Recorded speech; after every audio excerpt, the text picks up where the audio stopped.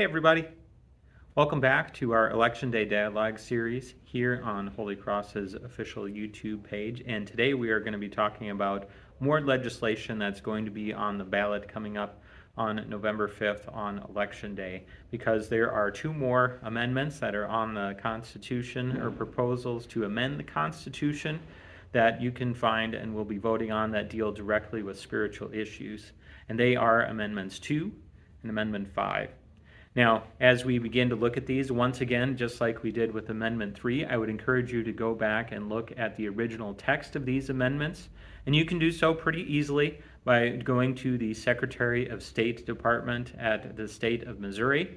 So an easiest way to do that I've found, at least, is to type in MOGOV and then type in Amendment 2, or MO space GOV space Amendment 5.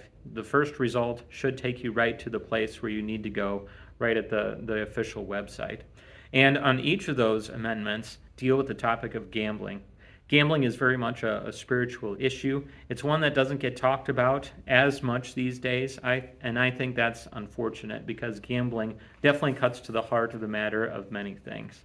Now, brief overview of each of these here. Here's the official wording for Amendment 2. It says, do you want to amend the Missouri Constitution to, number 1, allow the Missouri Gaming Commission to regulate licensed sports wagering, including online sports betting, gambling boats, professional sports betting districts, and mobile licenses to sports betting operators? All right, so we'll start there. Basically, this is a gambling initiative. Now, in a lot of the advertising that you'll see for this, there is a clause in there that makes a reference to supporting public schools and education.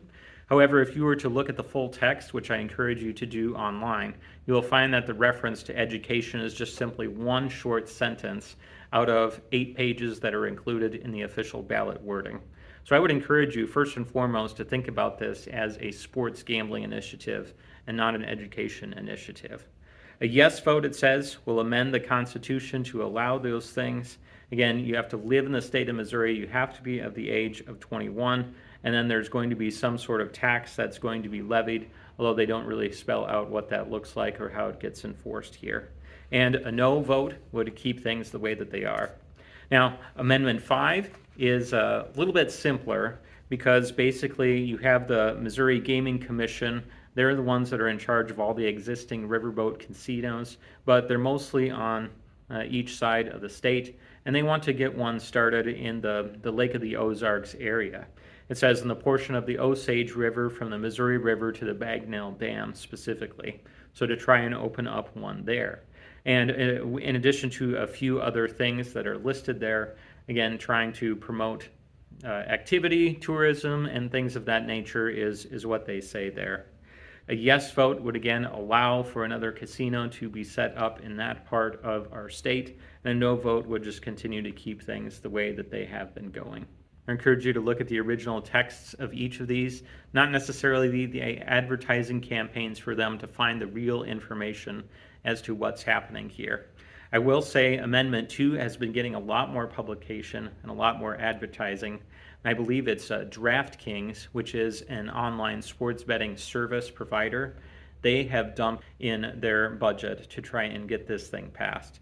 So that should tell you something about what this is really about as well. Spiritual issues at the heart of these amendments. Probably the top ones are arguably the Ninth and the Tenth Commandment. The Ninth and Tenth Commandment, at least in the ways in which we have them laid out here in the Lutheran Church, both deal with the aspect of coveting. Coveting is the opposite of contentment. When someone is content, they're fine in their place in life with everything that God has given to them. And when you have coveting, that means you long for something different, or long for something more that you don't currently have. And I think that's, we could commonly call that greed, or what could often be labeled as such.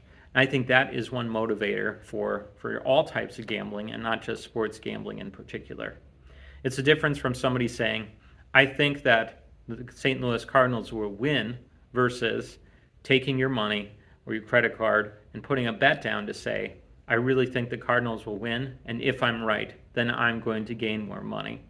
See, there's a big difference there between wanting something of your own that you don't have and just simply being a predictor or a guesser of the future based on information. That's a heart issue, because when you deal with that issue of contentment and you don't have it, God has given us everything that we need to support this body and life. And when we don't have that, again, that's a sin, and that's not okay. And so for us to be promoting that is not a good thing for us in society. Even though we still have this going on in our state, even though it's still fairly commonplace, it's still one thing that I believe we should not be continuing to encourage. I hope you consider this issue as you go to the polls this year and to go and cast your vote. We look forward to seeing you next time on our video series on Election Day Dialogue.